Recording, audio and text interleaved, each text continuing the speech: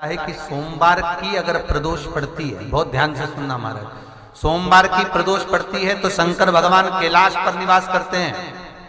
मंगलवार की प्रदोष पड़ती है तो शिव काशी में निवास करते हैं। बुधवार की प्रदोष पड़ती है तो शिव रजत भवन में निवास करते हैं। गुरुवार की प्रदोष पड़ती है तो शिव गंगा के स्थल पर निवास करते हैं। शुक्रवार की अगर प्रदोष पड़ती है तो शिव नीलकंठ पर विराजमान होते हैं। शनिवार की अगर प्रदोष पड़ती है तो शिव शमी के वृक्ष के नीचे रहते हैं। और रविवार की जब प्रदोष पड़ती है तो शिव बेलपत्र के पेड़ के नीचे निवास करते हैं। महाराज ये एकादशी शंकर से कह रही है कि आपका स्थान ये नहीं कि आप कैलाश पर मिले, उस वार को, उस तिथि के दिन, उस अनुकूल। हमारे यहां कहते हैं सोमवार की जो प्रदोष पड़ती है वो इच्छा पूर्ति करती है। मंगलवार की प्रदोष रोग से मुक्ति देती है। बुधवार की प्रदोष कामना की पूर्ति करती है। गुरुवार की प्रदोष शत्रुओं का नाश करती है। शुक्रवार की प्रदोष सुख और शांति देती है। शनिवार की प्रदोष संतान का सुख देती है। और रविवार की प्रदोष जो काम दुनिया में कोई नहीं कर सकता वो अचूक फल की प्राप्ति रविवार की प्रदोष करा देती है। महाराज ऐसी प्रदोषों का नियम वर्णन किया चाहिए। भगवान कहते ठीक है तू थोड़ी देर खड़ी हो। एकादशी सम्मुख खड़ी हुई। पार्वती जी ने जिस अंगुष्ठ का जल पीने के लिए लिया था हाथ में, बस पीने ही वाली थी, शंकर भगवान ने वही हाथ में जल लेकर एकादशी के हाथ में उसको देकर कहा ले, ये मेरे द्वारा निर्मित एक व्रत है जिसे त्रयोदशी के दिन तूने मांगा है, मैं तुझे देता हूं। आज इस व्रत का फल मैं तुझे प्रदान करता हूं। अब तू जिस जीवात्मा को लेकर जाएगी उसका पाप प्रबल नहीं होगा।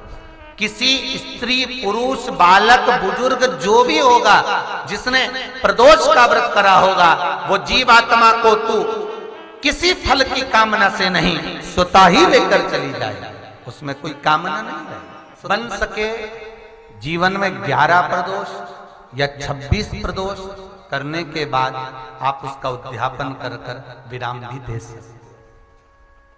पर जीवन में एक बार प्रदोष का व्रत मौका मिले, जिस कामना से जिस दिन का भाव आपके मन में आए कि मुझे रोग से मुक्ति पाना है तो ये प्रदोष मुझे करना है, मैं रोग मुक्ति के लिए, हम मंगल जो भी आपके मन में आ रहा है, संतान प्राप्ति के लिए शनिचरी प्रदोष, आप उसका स्मरण करें। फिर लिखा शिव महापुराण में, बड़ा सुंदर लिखा वेदव्यास जी ने, मान लो आप प्रदोष का व्रत नहीं कर सकते, आप अगर व्रत नहीं कर सकते तो प्रदोष के दिन, प्रदोष काल में शाम का समय सूर्यास्त का कुछ पल, कुछ घड़ी के पहले से लेकर बाद तक का प्रदोष काल के अंतर्गत आप शंकर जी के मंदिर में जाकर 1 लोटा पानी, 5 बेलपत्र भी अगर समर्पित करते हैं तो संपूर्ण प्रदोष का फल आपके भाग्य में प्रबल हो जाए। शिव महापुराण में इस प्रयास करना, जब जब जिस महीने में जो प्रदोष पड़ा करे, जब प्रदोष पड़े, बन सके 1 बेलपत्र, बन सके 5 बेलपत्र, शमी पत्र, हरा मूंग, बेलपत्र, एक कलश के अंदर थोड़ा सा पानी लेकर 1 बेलपत्र, हरा मूंग, शमी पत्र डालकर और उसमें थोड़ा सा गुड़ डालकर भगवान शिव का स्मरण कर प्रदोष काल में, मान लो कोई काम आपका बहुत जरूरी है, बहुत दिनों से आप थक गए हैं, नहीं हो रहा, कर्जा बढ़ रहा है, धन नहीं आ रहा, व्यापार नहीं चढ़ रहा, या कोई समस्या बहुत प्रबल है, कोई एग्जाम में बैठ रहे हो नहीं हो रहा, परीक्षा भी दे दी है, रिजल्ट आने ही वाला है, तो भी प्रदोष काल में, प्रदोष के समय वो जल, मूंग, समीपत्र और बेलपत्र और गुड़ का शंकर के शिवलिंग को समर्पित करना प्रारंभ कर दो। 2 या 3 प्रदोष करोगे, बाबा आपकी मनोकामना शीघ्र पूर्ण कर देगा। 2 या 3 करोगे, बाबा करेगा। प्रदोष व्रत का नियम जो आप ले रहे हैं, प्रदोष व्रत को जो आप श्रवण कर रहे हैं उसको जरा ध्यान से सुनिएगा। सबसे पहले स्नान ब्रह्म मुहूर्त का, सुबह का, उसके बाद में फिर आसन पर बैठकर भगवान की भक्ति को धारण करना, शंकर का अनुमोदन करना, शिव भक्ति में डूबे रहना, शंकर का स्मरण करना, शंकर के नाम का स्मरण करते रहना। ये प्रदोष का मूल तत्व। महाराज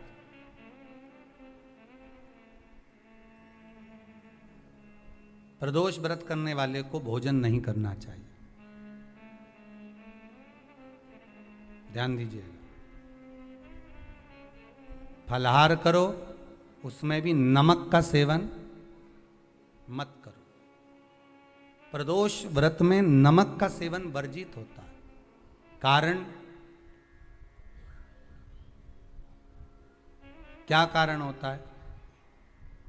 उसका एक कारण माना गया, नमक की वर्जितता। जिस समय पर एक नगर में एक ब्राह्मणी रहती थी, बहुत भाव से सुनिएगा, प्रदोष व्रत, नमक को त्यागने का भाव। प्रदोष व्रत की किताब में भी मिल जाएगा आपको, आप पढ़ेंगे तो सुना होगा आपने। एक ब्राह्मणी रहती थी एक नगर में, उसका पति नहीं था। छोटा सा बालक एक साथ में रहता, छोटा सा बालक। अब ब्राह्मण के घर की धर्म पत्नी है,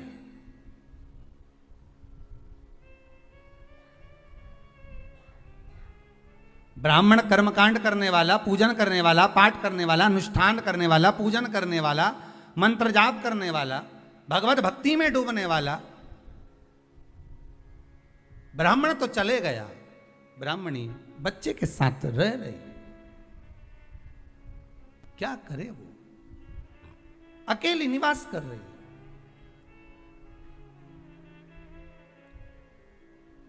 अकेली रह रही है। और ब्राह्मणी बच्चे के साथ भ्रमण करती रहती, घूमती।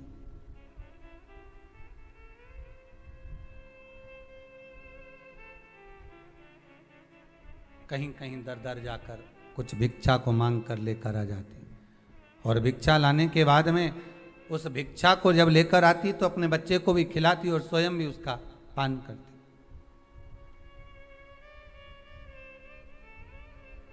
एक दिन ब्राह्मणी भ्रमण करते करते प्रदोष काल के समय पर शिव मंदिर में प्रवेश करी।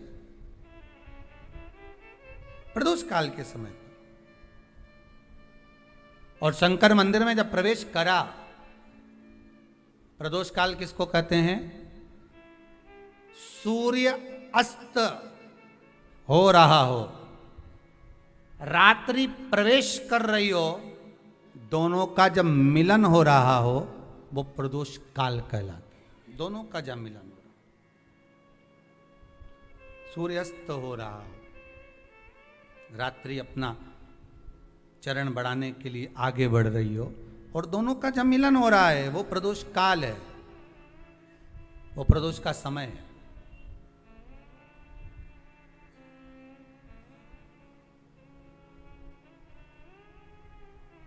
ब्राह्मणी मंदिर में प्रवेश कर रही। जब ब्राह्मणी मंदिर में प्रवेश करी, मंदिर के अंदर पहुंची, प्रदोष काल का समय था, प्रदोष का समय चल रहा था। और प्रदोष काल के उस समय में, प्रदोष काल के उस समय में जब ब्राह्मणी ने देखा कि कोई भगवान की भक्ति में लगा हुआ है, भगवान के रस तत्व में डूबा हुआ है, आज ब्राह्मणी के पास में कुछ पदार्थ नहीं है, अपने बच्चे का पेट भरने के लिए कोई सामग्री नहीं है, और कुछ आस लेके वो प्रवेश करी है, कुछ आस लेकर वो अंदर प्रवेश कर जाती है।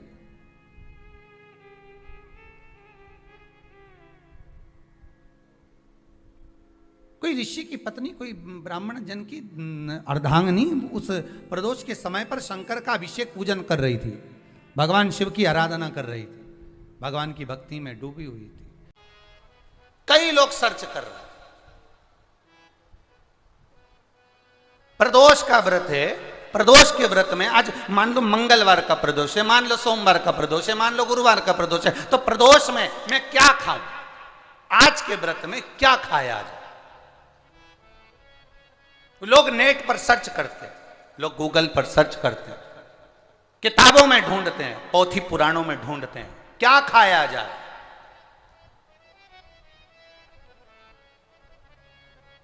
हम क्या खाएं जिससे भगवान हमारे व्रत को स्वीकार करे और हमारे व्रत को स्वीकार करे और हमें दर्शन दे। हम क्या खाएं? हमारा तो केवल इतना सा निवेदन है, किसी भोले व्यक्ति का, किसी गरीब व्यक्ति का धन मत खाओ, प्लाट मत खाओ, उसका पैसा मत खाओ। अगर तुमने उसका प्लाट नहीं खाया, उसका पैसा नहीं खाया, उस गरीब व्यक्ति का, उस भोले व्यक्ति को तुमने धोखा देकर कुछ अगर खा लिया तो समझ लो कि भगवान तुम्हें माफ नहीं करेगा। तुम कुछ खाओ चाहे मत खाओ, पर किसी सीधे, किसी भोले और किसी गरीब व्यक्ति का हक मत खाओ, तुम्हें व्रत का फल मिल जाए, तुम्हें व्रत का फल प्राप्त हो जाएगा। संसार सागर में केवल एक देव अधिदेव महादेव ऐसे हैं जो व्यक्ति पथ से भी अगर भटक रहा है तो उसको अपनी मंजिल तक पहुंचा ही देते हैं, और वो अपने लायक स्वयं शिव अपने अनुकूल उसको बना ही लेते हैं। केवल शिव।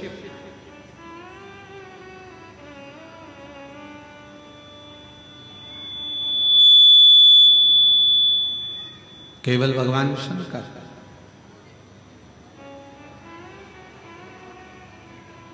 हम तो यहां तक कहेंगे, इस आदिवासी वनवासी क्षेत्र के रहवासियों से, आप जो अपने कुल देवता का पूजन करते हो,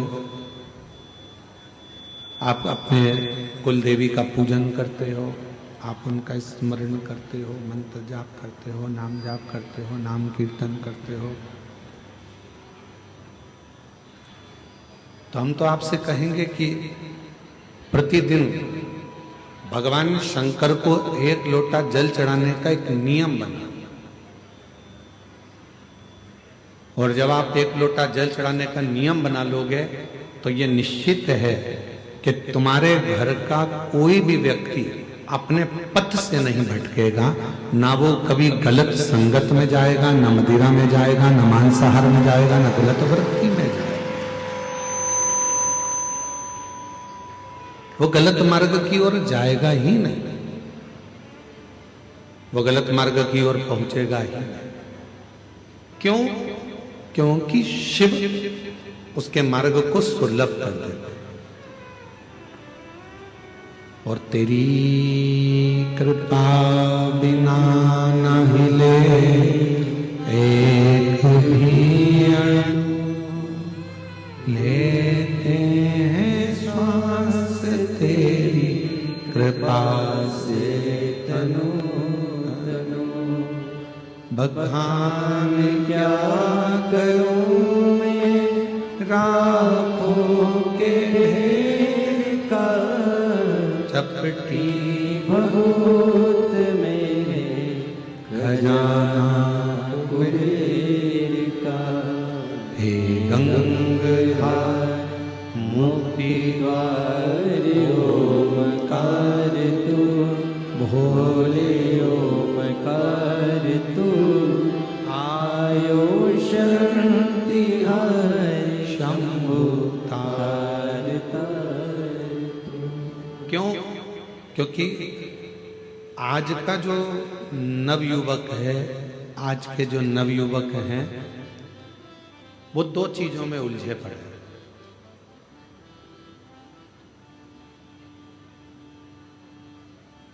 आज के जितने भी युवान बहन भाई हैं वो दो चीजों में उलझे पड़े हैं। आज का जो नवयुवक है, आज का जो नवयुवक है वो दो चीजों में उलझा हुआ है।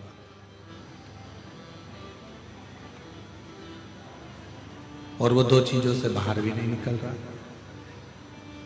उसी में उलझा बैठा हुआ। वो लोग चाहते हैं कि उसको उस उलझन से बाहर निकाल दिया जाए, फिर भी वो उस उलझन से नहीं निकल रहा।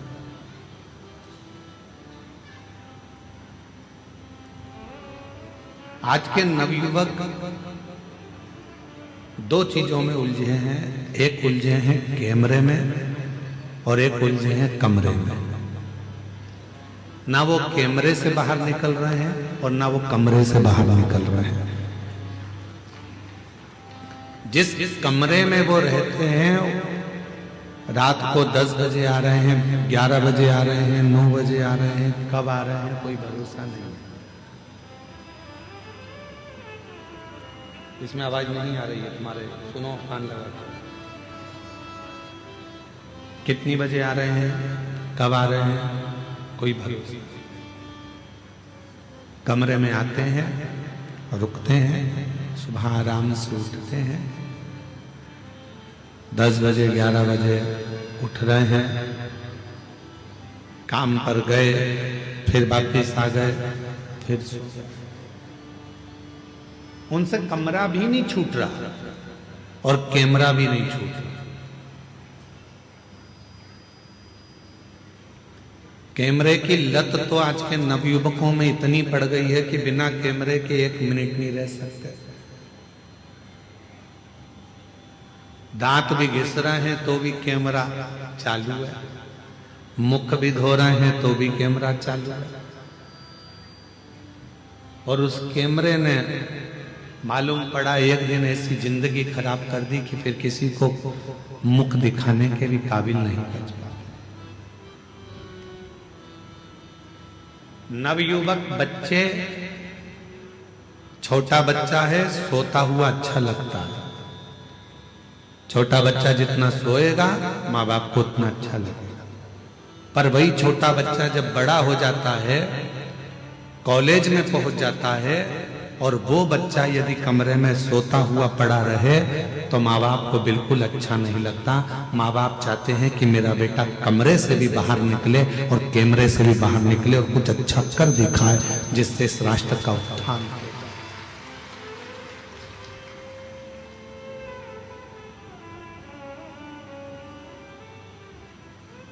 वो निकल ही नहीं पा रहा।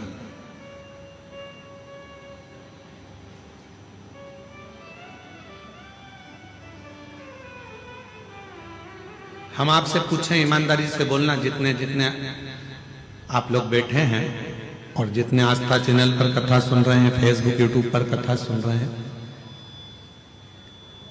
चाहे घर के छोटे बच्चे, घर के बड़े बच्चे हो, चाहे घर के छोटे बच्चे हों, चाहे बड़े बच्चे हों, जब तुम्हारे घर में मेहमान आते हैं,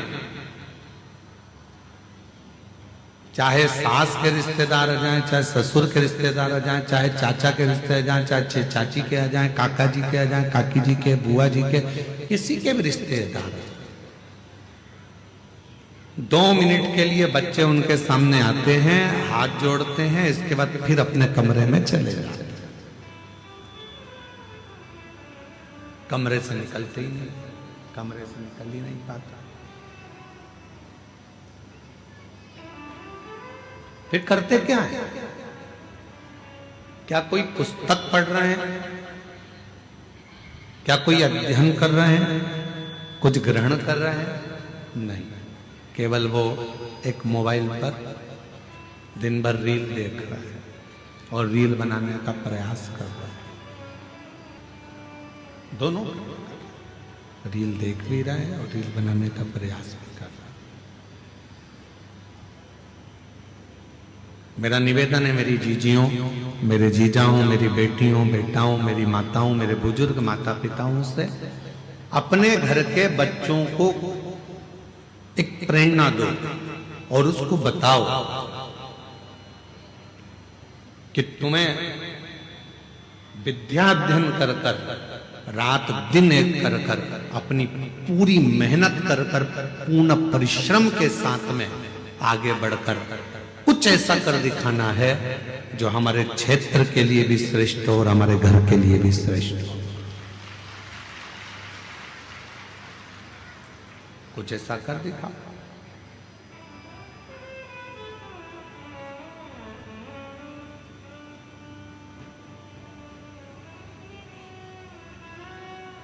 उठो जवान देश के वसुंधरा पुकारती, उठो जवान देश की वसुंधरा पुकारती, ये देश है पुकारता, पुकारती भारती। ये देश है पुकारता, पुकारती है भारती। उठो जवान देश की वसुंधरा पुकारती, उठो जवान देश के वसुंधरा पुकारती। ये देश है पुकारता, पुकारती माँ भारती। ये देश है पुकारता, पुकारती माँ भारती। रगों में तेरे बह रहा है खून राम शाम का, रगों में तेरे बह रहा है खून राम शाम का। जगत गुरु गोविंद और राजपूत शान का, जगत गुरु गोविंद और राजपूत शान का। तू चल पड़ा तो चल पड़ेगी साथ तेरे भारती, तू चल पड़ा तो चल पड़ेगी साथ तेरे भारती। ये देश है पुकारता, पुकारती माँ भारती। ये देश है पुकारता, पुकारती माँ भारती। उठो जवान देश के वसुंधरा पुकारती, उठो जवान देश की वसुंधरा पुकारती। ये देश है पुकारता, पुकारती माँ भारती। ये देश है पुकारता, पुकारती माँ भारती। महाराज, बेटे को कमरे से और कैमरे से बाहर निकालने का प्रयास करो।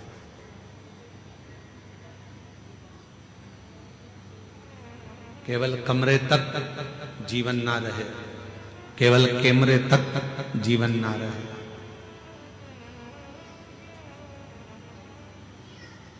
आम का फल बड़ा होता है कि बीज बड़ा होता है?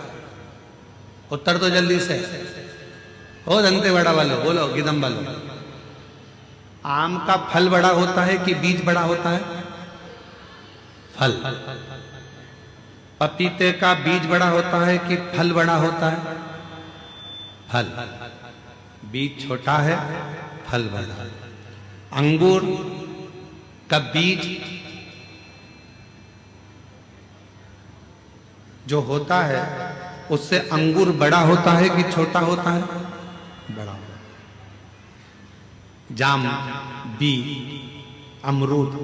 अमरूद का बीज छोटा होता है और अमरूद का फल बड़ा होता है। सेब का बीज छोटा होता है और सेब फल बड़ा होता है। तरबूजे का बीज छोटा होता है और तरबूजा बड़ा होता है। खरबूजे का बीज छोटा होता है और खरबूजा बड़ा होता है। उसी तरह याद रखना, जिस कर्म को तुम कर रहे हो वो कर्म का बीज भले छोटा हो पर फल हमेशा बड़ा ही होता है। उस कर्म को उस हिसाब से करना कि हमें फल हो। बीज छोटा होगा पर फल बड़ा। अच्छा कर्म करते चलो, उसका फल बहुत बड़ा मिलेगा।